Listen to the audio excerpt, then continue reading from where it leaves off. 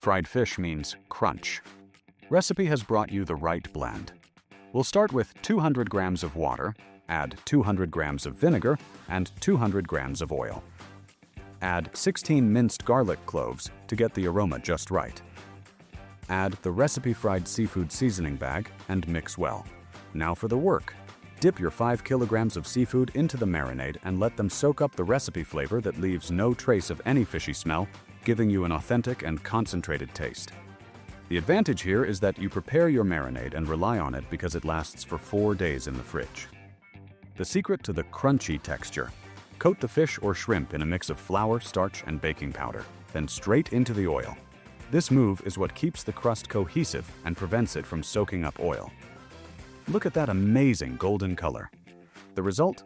Truly crunchy seafood with a world-class taste. Recipe? The secret behind your restaurant's taste.